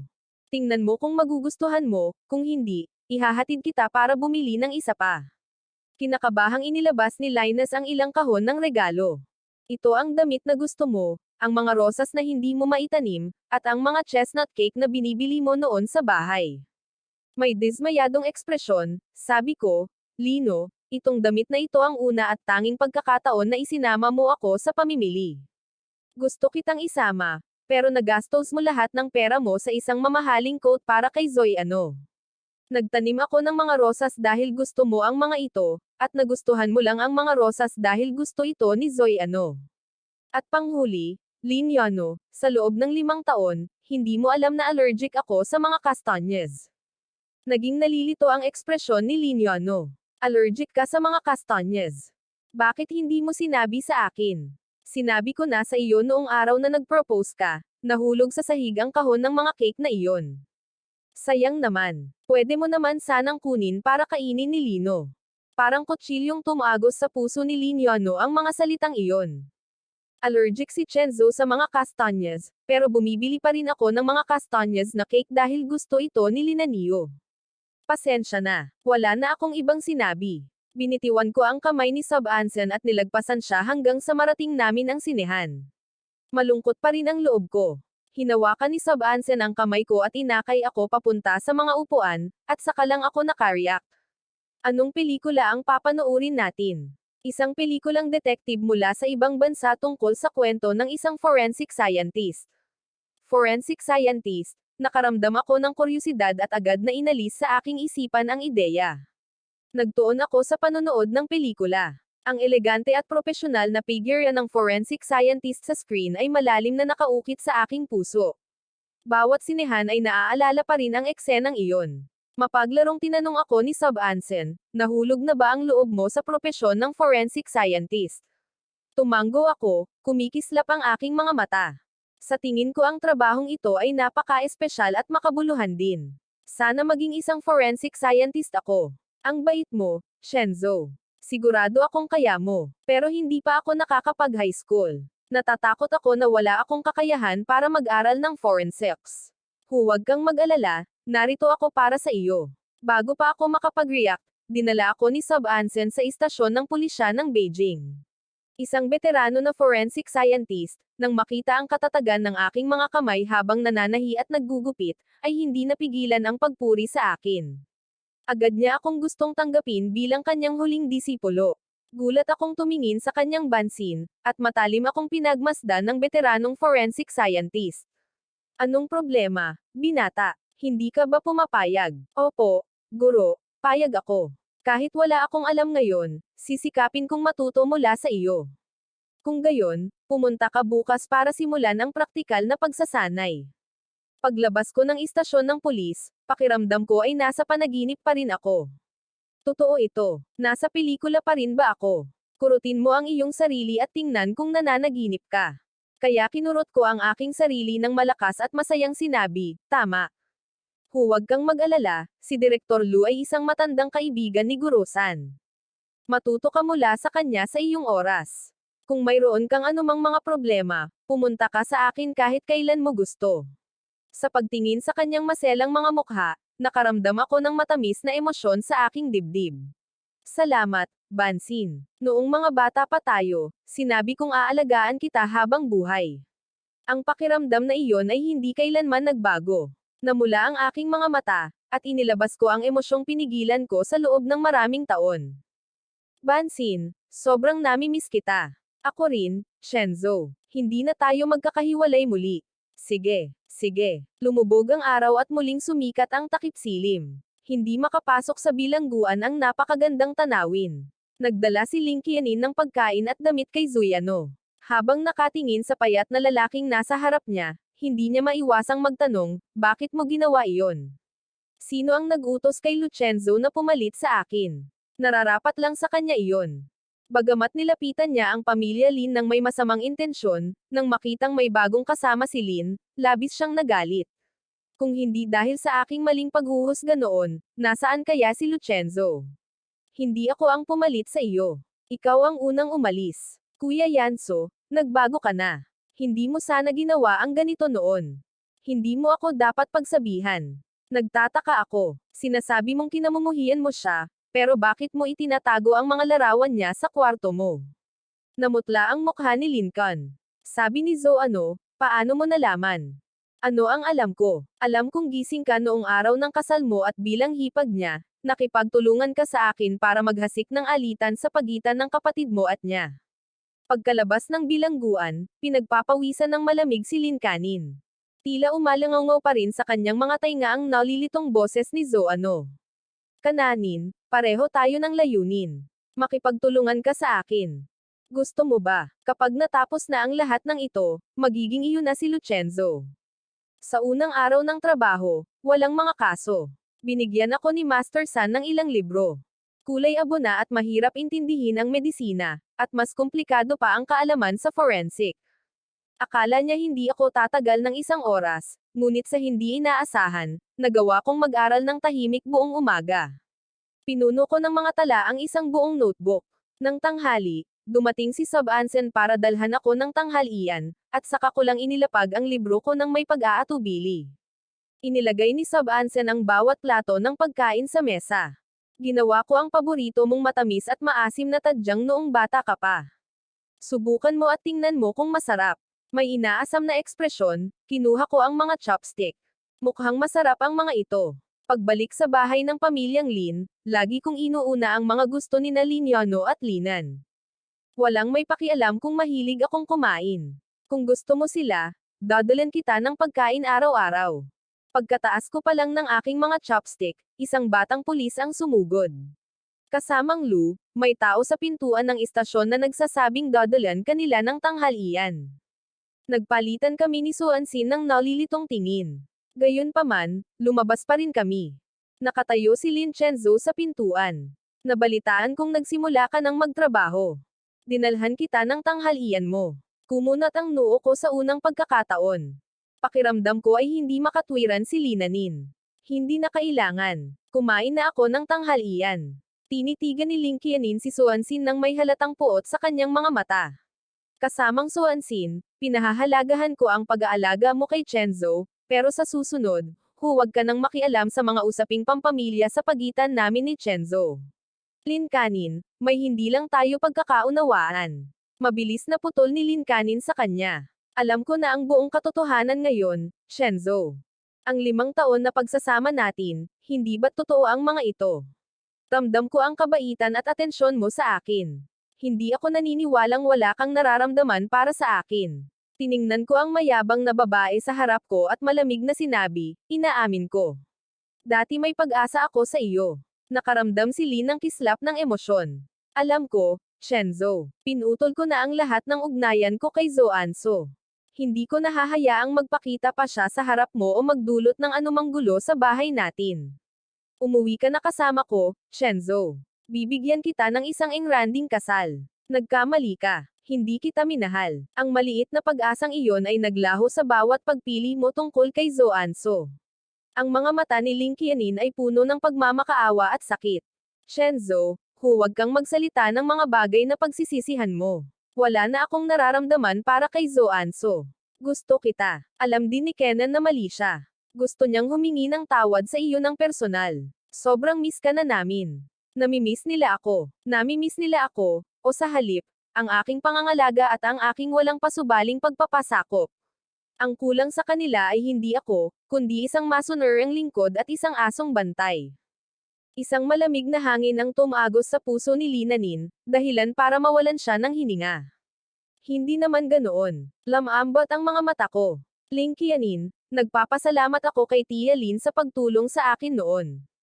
Ngayong nabayaran na ang utang na loob ko, may sarili na akong buhay na dapat mabuhay. Gusto kong tuparin ang mga pangarap ko. Shenzo, hindi ko hinahadlangan ang paghabol mo sa mga mithiin. Pagkatapos nating magkaayos, maaari ka na ring mabuhay sa buhay na ito. Ang pamilya at mga pangarap ay maaaring magsama-sama. Iniwasan ko ang kanyang mga hakbang. Ang pamilya Lin ay isang bilangguan na umaapi sa akin. 5 taon ko itong tiniis. Tapusin natin ang mga bagay-bagay ng mapayapa. Linkianin, huwag mo akong kamuhian. Si Linkianin, na nadurog ng 1,000 palaso, ay hindi nang ahas na salubungin ang aking nagyayelong titig. Tumalikod siya at umalis, nalulungkot. Humagalpak si Subanin ng may paghamak. Noong nasa kanila na ito, hindi nila ito pinahahalagahan. Ngayong nawala na ito sa kanila, pinagsisisihan nila. Ano pa nga ba ang silbi nito? Bihira ko siyang makitang ganito ka-immature. Medyo nakakatawa ito. Hinawakan ni Subanin ang kamay ko. Hinding-hindi kita tatretuhan gaya ng ginawa niya. Naniniwala ako sa iyo. Sa ilalim ng aking masigasig na pag-aaral, sa loob lamang ng halos kalahating taon, natulungan ko na si Elder San sa mga autopsy. Nang kulang ang mga pulis, sinamahan ko pa siya sa mga pinangyarihan ng krimen. At sa wakas ay pinalaya na si Zoanso. Habang naglalakad pa uwi, dumiretso siya sa mailbox. Inilabas niya ang tambak ng mga sulat. Ang pinakahuli ay isang itim at puting obituary. Ang anak mo, si Xiaomin. Dahil sa matagal mong kawalan ng komunikasyon, nakalabas na siya. Sa larawan, umiiyak ang bata habang nakapikit, nakahiga sa isang gilid ng bundok na may nyebe. Hawak pa rin ang larwang kotse na binili sa kanya ni Zoanso. Umungol si Zoanso sa sakit, habang umaagos ang mga luha sa kanyang mukha. Bakit ako nabubuhay ng ganito kalungkot? Bakit hindi ako mahal ni Lin samantalang si Lucenzo ay tumatanggap ng pagmamahal ng lahat? Kasalanan nilang lahat. Pinatay nila ang anak ko. Napatayo si Zoanso at hinayla ang bote ng sulfuric acid mula sa aparador. Gusto kong samahan ninyong lahat ang anak ko sa kamatayan. Pagdating ni Linkianin galing sa paaralan. Pagbukas niya ng pinto, naamoy niya ang matapang na aroma ng alak. Tila simula nang bumalik si Lino mula sa lungsod ng Jinbei, tuluyan nang nawasak ang kanyang diwa, nilunod ang kanyang kalungkutan sa alak buong araw. Nakita ni Linkianin ang bahay na magulo. Hindi na niya ito matiis. Bigla siyang pumasok sa master bedroom. Ate, hanggang kailan mo balak ituloy ito? Inangat ni Lino ang kanyang ulo, lasing at nanlalabo ang kanyang mga mata. Paano niya ako hindi minahal? Paano siya naging ganito kalupit? Para umalis ng ganito. Sandali na natigilan si Linkanin, at nang mapagtanto niyang binubulong ako ni Lin Yano, isang kislap ng kagalakan ang nagliyab sa kanyang puso. Kung hindi kailanman minahal ni Chen Zhang ang kapatid ko, ibig sabihin ay may pagkakataon pa ako. Pinaupo ni Linkanin si Lino, at nang akmang lalabas na siya para bumili ng tanghalian, nakita niya ang gwardya na nagmamadaling lumapit. Kananin, nasaan ang subtendent? May magandang balita ako para sa iyo. Napakagandang balita. Dumating na ang 2 support forensic expert na ipinadala mula sa Jinbei City. Isa na rito si Comrade Lucenzo. Biglang bumilis ang tibok ng puso ni Linkanin. Dahil hindi nakapagsalita, dali-dali siyang umalis. Pagkatapos naming malaman ang tungkol sa kaso, agad kaming nagsimulang magtrabaho ni Elder San. Pagkalipas ng 5 oras, ibinigay ko ang ulat sa Judicial Police Team at bumalik sa dormitoryo para magpahinga kasama si Elder San. Paglabas namin ng istasyon ng pulis, napatigil kami. Kapatid na Chenzo, tumangala ako at nakita ko si Linkanin na may hawak na bouquet ng mga rosas. Anong ginagawa mo rito? Nabalitaan kong bumalik ka na, kaya pumunta ako para batiin ka. Nakangiting lumapit siya at inalok sa akin ang mga rosas. Humakbang ako paatras nang hindi tinanggap ang mga ito. Salamat. Pinahahalagahan ko ang kilos mo, pero pwede mo na lang ituloy iyon. Pakiusap, daanan mo na lang ako. Kailangan kong ihatid ang propesor sa kanyang dormitoryo. Medyo nasaktan si Ling Qianin. Kapatid na Chenzo, hinihintay kita buong hapon. Dahil doon, tumingin siya ng may kaawa-awang kay Matandang San. Naintindihan ni Matandang San at sinabing, Siya Olo, hindi mo na kailangang sumama sa akin. Kung may gagawin ka, asikasuhin mo na lang. Gusto ko rin namang linawin ang mga bagay-bagay kay Linan, kaya kinailangan kong humingi ng tawad kay Matandang San. Pasensya na po, Propesor. Mag-ingat ka sa iyong paglalakbay. Umalis ka at bumalik agad. Kung hindi, kapag nagtanong si Vanan, hindi kita sasalubungin. Ngumiti ako habang pinapanood kong umalis si Matandang San. Pagkatapos ay humarap ako kay Lincoln. Walang pakialam kung sinabi, sige na, Linan. Nang makita ang pagbabago sa aking saloobin, nakaramdam siya ng matinding kawalan ng katarungan. Bakit hindi ka nakangiti sa akin ng ganyan? Tiningnan ko siya, nagtataka. Sino ang niningitian ko? Bahala na. Kung mayroon kang anumang problema, hanapin mo si Zoanso. Ngayon, ang pangalan ni Zoe Ano ay parang tinak sa puso ni Nalinan at Lini Ano. Masakit marinig iyon. Wala na akong sasabihin pa. Huwag kang magalit. Nakarating kami sa restoran. Bago pa man may hain ang lahat ng pagkain, hindi na napigilan ni Linanin ang sarili. Naaawa niyang sabi. Gaano ba kalala ang nangyari sa iyo? Sabi niya habang nagsisisi at sinisisi ang sarili. Gusto niya lang humingi ng tawad sa akin ng personal. Parang katawa-tawa ang pag-aayos sa akin. Gusto mo bang bumalik ako sa pamilya Lin? Pakasalan mo ang kapatid mo at ipagpatuloy ang pagseserbisyo sa iyo ng pagkain at matutuluyan. Tiningnan ni Linkanin ang mga kamay ko sa mesa. Naglakas loob siyang tinanggap ito ng diretso, Chenzo. Alam kong ayaw mo sa kapatid ko. Pakasalan mo ako. Papasok ako sa magandang unibersidad. Bibigyan kita ng magandang buhay. Agad kong binawi ang kamay ko. Napalakas ang boses ko sa gulat. Linkenan, baliw ka ba? Hindi ako baliw. Lucenzo, inalagaan mo ako ng maraming taon. Nasa puso ka na. Hindi ka pinahahalagahan ng kapatid ko, pero mahal na mahal kita. Nakakaramdam ako ng panginginig sa anit ko. Naduduwal ako. Linkanin, ipinapayo ko sa iyo na itago mo na lang ang mga iniisip mo. Huwag mo akong problemayan. Kung magpapatuloy ka pa rin sa pagiging pabaya, hindi ako magdadalawang isip na turuan ka ng leksyon ng ate mo. Dahil doon, dali-dali akong umalis. Niyakap ako ni Linkianin mula sa likuran. Chenzo, nagiging tapat ako sa iyo. Mahal kita. Bago pa ako makapagpumiglas, may kamay na humablot sa akin palayo. Lino, anong ginagawa mo? Agad na namutla ang mukha ni Linanin. Ate, wala akong ginagawa. Bago pa ako matapos, sinampal siya ni Linian Gano ng napakalakas kaya natambo siya sa lupa. Saan napunta ang kahihiyan at kagandahang asal na natutunan mo? Si Chenzo ay bayaw mo. Pero hindi ka legal na kasal. At ayaw sa iyo ni Chenzo dahil hindi ko siya kayang habulin. Malapit na siyang lamunin ng galit ni Lino. Ulitin mo nga, ate. Hindi mo maaaring harangan ang pagmamahal ko dahil lang hindi mo mabawi si Chenzo. Muntik nang sumugod muli si Lino. Hindi ko na matiis at sumigaw ako ng malakas. Tiningnan ako ni Linkenan ng may kaawa-awa at malungkot na mga mata habang si Lin Ano ay nasa sabik. Chenzo, alam kong nagmamalasakit ka sa akin. Naiirita at nandidiri lang ang nararamdaman ko. Lino, Linan, sa tingin mo ba ay espesyal ka? Kung hindi dahil sa pagbabayad ng utang, hindi kita kailanman makakausap sa buhay ko. Sinira mo na ang 5 taon ng buhay ko. Bakit ko pa sasayangin ang natitirang bahagi ng buhay ko sa pamilya mo, Lin? Pinag-uusapan ninyo ang pagmamahal sa akin. Tunay nga bang pag-ibig o hinanakit dahil sa pagkakaiba? Alam na alam ninyo. Natigilan ang magkapatid, namumula ang kanilang mga mata, puno ng panghihinayang at sakit. Hindi ba, Chenzo? Lubos kaming humihingi ng paumanhin na binaygo ka namin. Gusto ka naming tretuhin ng maayos. Malamig kong putol. Hindi ko kailangan iyon. Hindi ko gusto ang alinman sa inyo. Isa pa, may kasintahan ako. Sana ay hindi mo na ako agad-agad naguguluhin. Si Suan iyon. Oo, magkakilala na kami ni Bansin simula pagkabata. Ang aming mga pamilya ay nag-ayos ng child marriage. Kung hindi dahil sa aksidenteng iyon, Kasal na sana kami at may mga anak na. Pagkatapos noon, umalis na ako. Sa isang madilim na sulok, nakita na ni Zoanso ang lahat. Nagpalipat-lipat ang tingin niya sa isa't isa. Sa wakas, napatingin ito sa akin habang naglalakad ako palayo. Kung mawawala si Lucenzo, sa tulong ni Matandang San at sa akin, mabilis na naaresto ang salarin.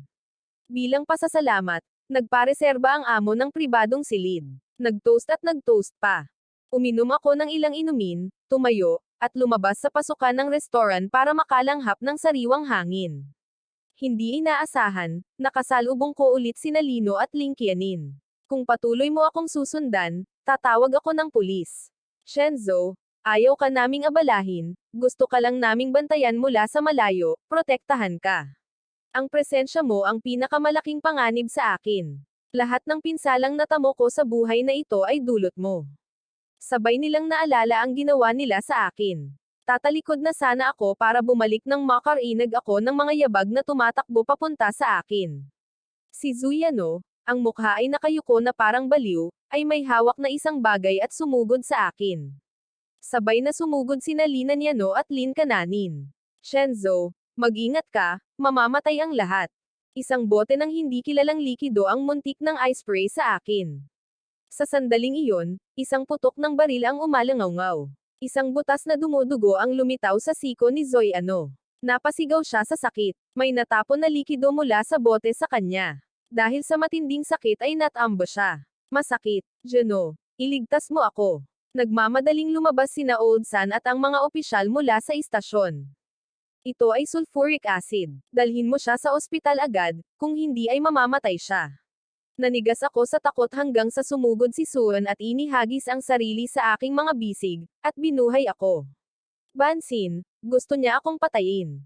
Shenzo, kasama ako rito, walang makakasakit sa iyo. Bansin, dumating ka na. Nagkatinginan sina Lino at Lin sa mga mata ng isa't isa. Nakita nila ang pait at pagkadismaya. Hinayla ni Lin ang kamay ni Linanin. Tara na. Gayunpaman, nakatitig pa rin si Linkianin sa kanyang bansin na may bahid ng sama ng loob.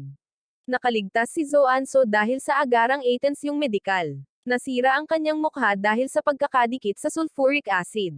Hindi niya matiis ang kanyang hitsura at sumigaw at nabaliw sa silid ng ospital araw-araw. Hindi ko kasalanan iyon. Bakit kailangang maging hindi patas sa akin ang langit? Napakabata pa ng anak ko at namatay sa kanyang mga kamay. Ililibing ko ang lahat ng anak ko kasama ko. Nakatayo kami sa pintuan ng silid ng ospital at nakikinig sa mga hindi magkakaugnay na salita.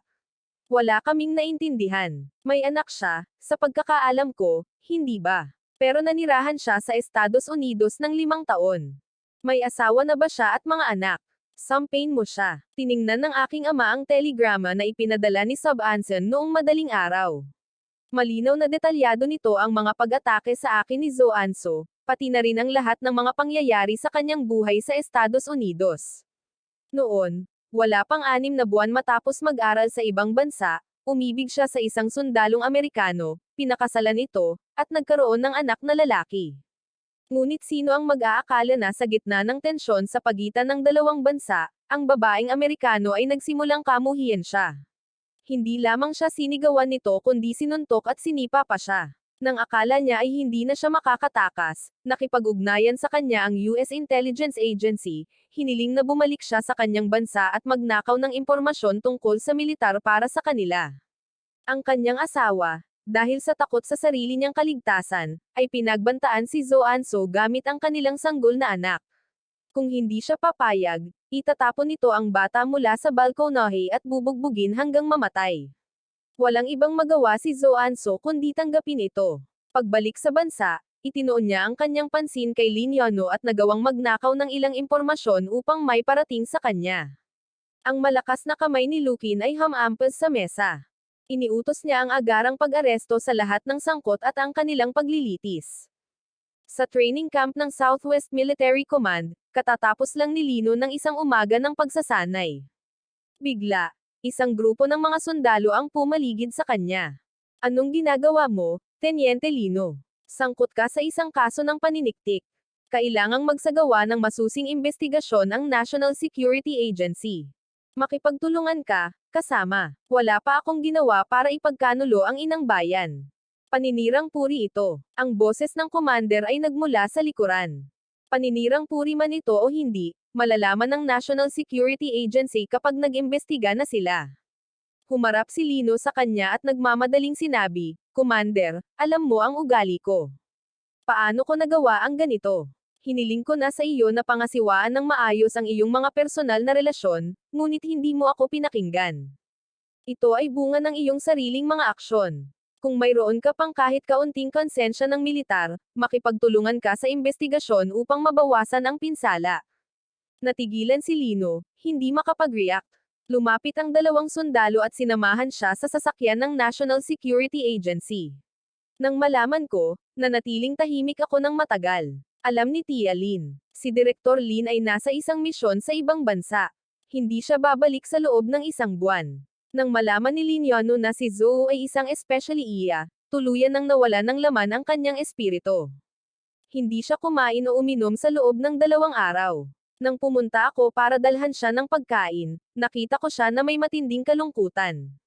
Shenzo, bakit ka nandito? Inilagay ko ang pagkain. Lahat ng paborito niyang putahe. Halos mapaiyak si Lin Yano. Inalo ko siya. Hindi ikaw ang pangunahing salarin. Hindi mo sinasadyang maglabas ng impormasyon. Huhusgahan ka ng bansa ng patas. Ngunit kapag ang isang tao ay nakipag-ugnayan sa isang dayuhang especially iya, masisira ang kanilang buhay.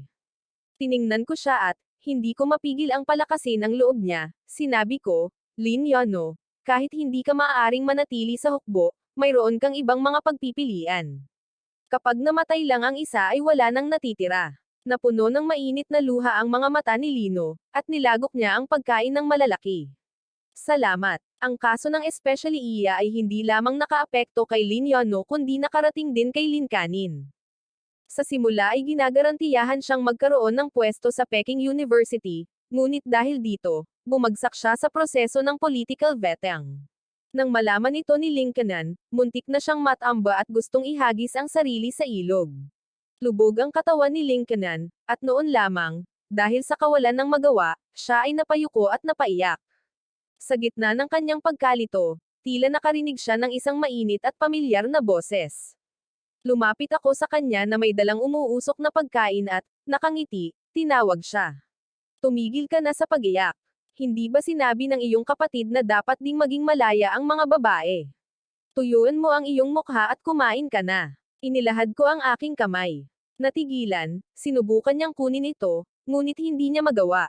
Nang magkamalay siya, madilim at malamig ang bahay, walang pagkain at wala ako. Tumakbo si Lincoln sa kanyang silid, kinuha ang litratong iyon, at tinitigan ang mukha nito ng may pagkahumaling at pagkahumaling. Sa pamamagitan lamang ng pag-uwi kay Chenzo, ang ating pamilya ay palaging magkakasama. Bumalik si Sub-Ansen mula sa trabaho sa bahay ng mga Lu. Abala ako sa kusina. Lumapit siya at niyakap ako mula sa likuran ng walang imak. Ano ba yang niluluto mo na mukhang masarap? Inikat ko ang ulo ko para haplasan ang pisngi niya. Bumalik ka na ba? Masyado kayong naging abala ni tatay nitong mga nakaraang araw.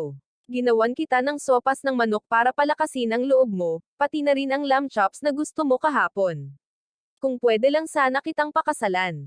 Tuwang-tuwa ako. Natigilan ako at medyo nahihiyang ngumiti. Kulay pilak ang dila. Tiningnan ako ni Sub-Ansen ng may mga matang puno ng pagmamahal. Lucenzo, magpakasal na tayo ng totoo. Pagkalipas ng 1 linggo, alam ng lahat sa National Security Agency na nakamit namin ni Sub-Ansen, ang magkasintahan, ang aming layunin dahil sa pagmamadali ng aking ama. Mabilis na inaprubahan ng organisasyon ang aming aplikasyon sa kasal. Kumuha ako ng isang eleganteng maliit na kahon mula sa aking bulsa at lumuhod.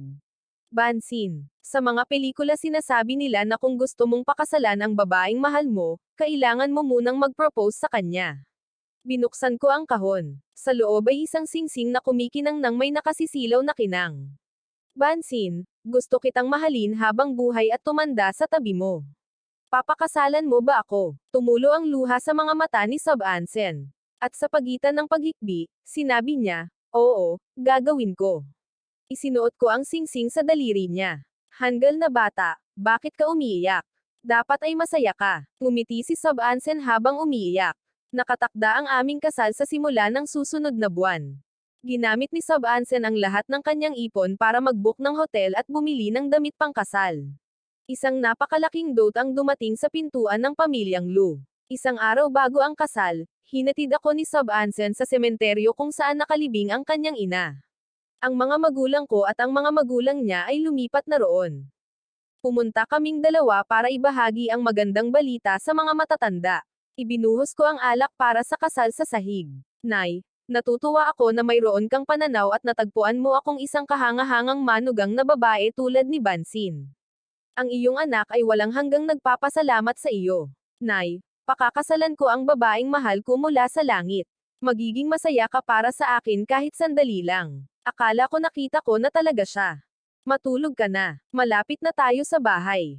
Gigisingan kita. Hindi ako inaantok. Ihahatid kita pa uwi. Parang panaginip lang. Yumuko ako at hinalikan ang pisngi niya.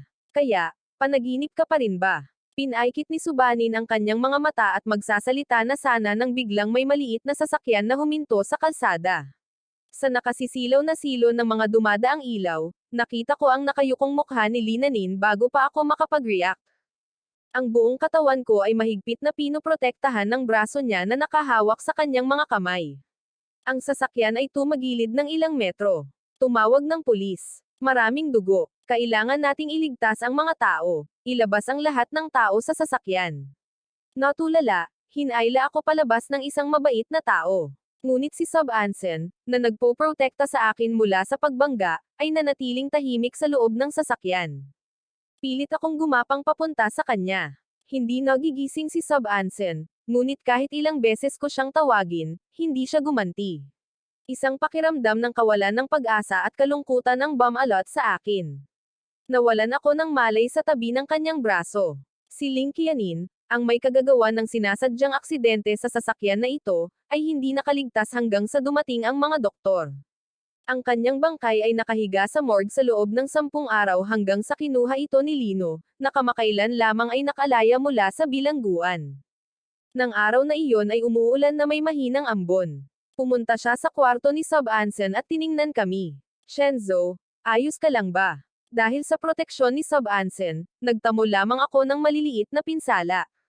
Ngunit si Sub-Ansen, dahil sa maraming pagkapunit ng bato at matinding pagdurugo, ay sumailalim sa operasyon ng 5 beses sa loob lamang ng 10 araw. Patuloy na pumapasok ang mga babala tungkol sa kanyang kondisyon. Iniangat ko ang aking ulo. Walang puot o lungkot sa aking mga mata, na para bang si Linaniu ay walang laman kundi isang walang laman na balat. Ayokong makita ka. Ngayong patay na ang responsable sa kanyang koma ni Bansin, hindi ko maiwasang magpatawad. Alam ko, Shenzo. Gusto ko lang magsabi ng paumanhin para sa kanya. Tiningnan ko ang natutulog na mukha ni Sub-Ansen. Hindi ko siya patatawarin, kahit magpakailanman. Umalis si Lino sa ospital dala ang urna. Humingi ako ng mahabang bakasyon para manatili sa ospital at alagaan ang kanyang Bansin. Hawak ang kanyang kamay, ikinwento ko sa kanya ang mga nakakatawang kwento mula sa aming pagkabata. Noong bata pa siya, ang kanyang Bansin ay napakapilyo. Dahil ayaw niyang itali ang kanyang buhok, lagi siyang kumukuha ng gunting at ginugupit ito. Kaya nagpa siya ang kanyang ina na kalbuhin ang kanyang ulo. Nang taglamig na iyon, nakita ng lahat sa nayo ng pamumula ng ulo ng kanyang Bansin dahil sa lamig. Pinagtatawanan ako ng mga batang taga-probinsya, sinasabing magpapakasal ako sa isang madre. Galit na galit kung sinabi kay Sub-Ansen, Sub-Ansen, kung hindi mo hahabain ang buhok mo, hindi kita pakakasalan.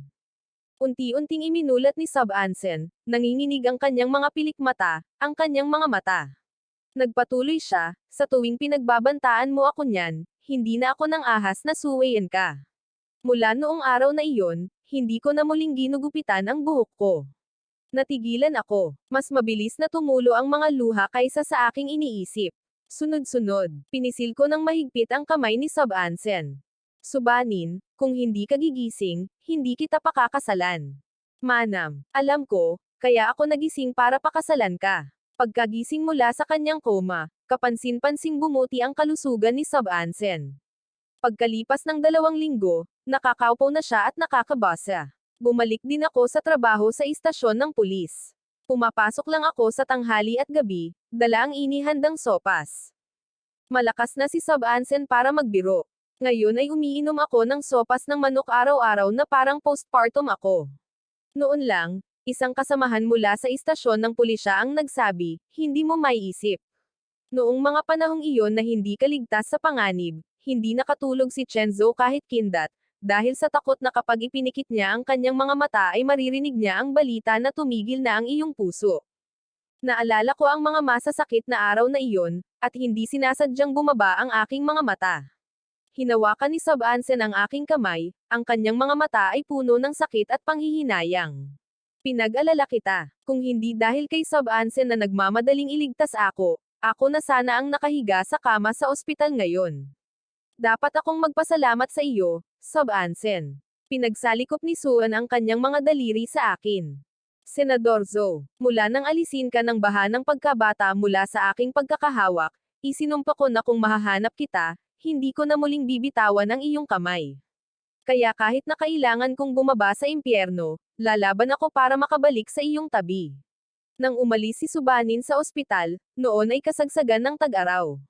Nagdagdag ang Peking University ng Forensic Medicine major, at inimbitahan nila akong maging visiting professor, na magtuturo ng 3 klase kada linggo. Sinalubong ako ni Sub-Ansen sa pasukan ng universidad. Namukod tangi ako sa mga estudyanteng papasok at paalis. Sa wakas, tumunog ang dismissal bell. Umalis ako na napapaligiran ng mga estudyante. Tinamaan ako ng mainit na araw, nakasisilaw kaya imposibleng iwasan ko ang pag-iwas ng tingin. Chenzo, ngumiti rin ako. Bansin, dumating ka na. Parehong maganda ang ating mga mukha. Tuwang-tuwa kaming tiningnan ng mga estudyante. Profesor Lu, noong ikinasal ka sa ministro. Kumurap ako, hindi sigurado kung paano tutugon. Kinailangang kanselahin ang orihinal nating kasal dahil sa isang aksidente. Ngayon, makalipas ang ilang buwan, hindi ko alam kung dapat ba natin itong ipagdiwang muli. Tingnan mo, ano ito? Halika, mahina siyang umubo at parang sa pamamagitan ng mahika ay inilabas ang ilang pakete ng mga candy at imbitasyon sa kasal. Nagsimulang sumigaw ang mga estudyante, Profesor Lu, Ministro Su, pupunta kami at bibigyan kayo ng aming basbas.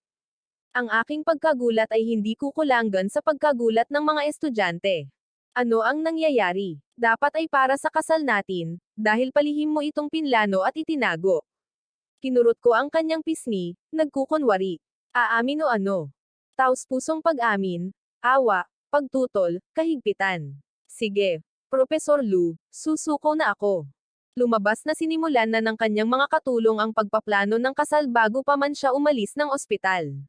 Nasasaktan siyang makita akong pabalik-balik sa pagitan ng ospital at ng istasyon ng pulisya, kaya sinasadya niyang nanatiling tahimik. Gusto rin niya akong sorpresahin. Pagkatapos ng mahabang panahon, sa wakas ay naisuot ko na ang purong puting suit. Ipinagdiwang namin ang pinakamarangyang kasal at ang pinakasolemning seremonya.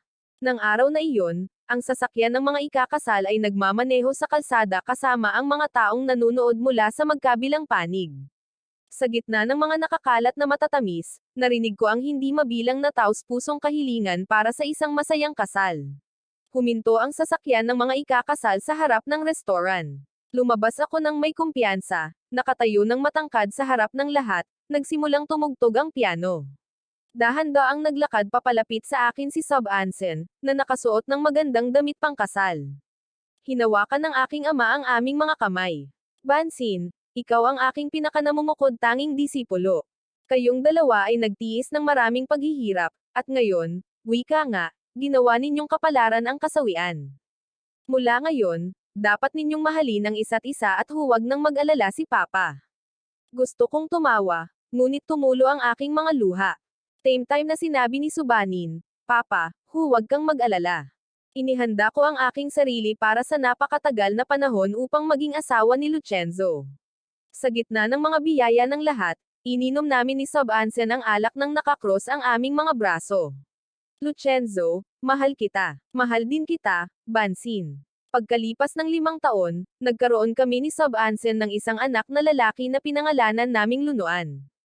Simula nang magretiro ang aking ama, ako na ang naging haligi ng Departamento ng Forensic Medicine sa Hinbei Police Station. Ang bawat panlabas na misyon ng suporta ay napunta sa akin.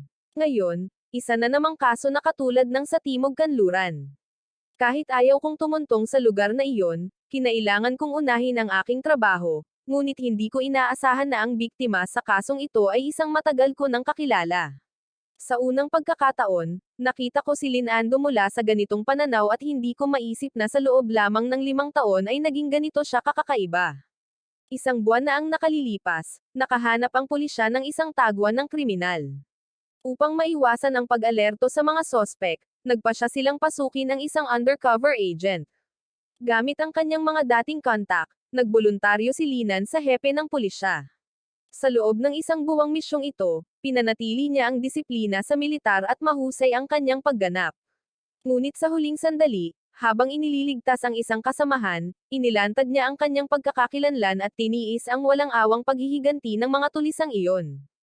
Hanggang sa kanyang kamatayan, pinanatili niya ang kahinahunan ng isang sundalo, nang hindi nagpapakita ng kahit kaunting kahinaan. Naantig ako sa aking damdamin nang marinig ko ito. Anuman ang anumang hinanakit ko kay Lino, kinailangan kong kilalanin na si Linano ay isang karapat-dapat na sundalo. Humakbang ako paatras, bahagyang yumuko kay Lino sa operating table, at sinimulan ang autopsy. Dahil sa aking pagiging maingat at propesyonal, nakahanap ako ng mahalagang palatandaan na lubos na nakatulong sa mga pulis na habulin ang mga takas na kriminal habang paalis sila sa trabaho. Hindi ko alam kung paano. Nakarating ako sa harap ng bahay ng pamilya Lin, ang bahay kung saan ako nanirahan ng 5 taon, na ngayon ay nasa isang estado ng pagkasira. Dahan-dahan kong itinulak ang pinto at pumasok sa loob. Lahat ay natatakpan ng alikabok at sapot ng gagamba, ngunit ang mga muebles ay pareho pa rin noong umalis ako. Pumasok ako sa master bedroom at nakita ang isang sulat sa mesa. Sa sobra, na maayos ang pagkakasulat, ay naka-address kay Lucenzo. Hindi makapaniwala, pinasok ko ito. Ilang salita, na naitama ng 3 o 4 na beses, ay natapos ng ganito, Lucenzo, naway maging masaya ka magpakailanman. Sa loob ng sobra ay mayroon ding berdeng singsing na jade. Alam kong ito ang pinakamalapit na kapareha na mahahanap ko. Salamat, Lini Ano. Nanatili ako hanggang sa may libing si Lini Ano bago bumalik sa Jinbei. Iniwan ko ang singsing na iyon sa kanyang urna, hindi ko na ito binawi. Ang mga sama ng loob ng nakaraan, kasama ang pag-alis ni Zoano, ay naglaho na parang usok. Ako rin ay lubos na malaya mula sa nakaraan. Pagkalabas ko pa lang ng istasyon ng tren, isang mataba at maliit na batang lalaki, na kasing talim ng kislap, ang sumugod sa aking mga bisig. Tay, namiss kita ng husto. Niyakap ko siya ng mahigpit. Sumunod ang kanyang asawa at hinawakan ang aking kamay. Shenzo, nabalitaan ko ang tungkol kay Lino. Tiningnan ko siya at ngumiti. Huwag kang mag-alala, ayos lang ako. Nang makita ang hindi nagbabagong ekspresyon ng aking mukha, ngumiti ang kanyang asawa at inakay kami pauwi. Dumating ang isa pang tagsibol. Gamit ang isang kamay ay hinawakan ko ang kanyang asawa, at gamit ang isa pa, naramdaman kong mabagal ang paglipas ng oras, mapayapa ang mga araw.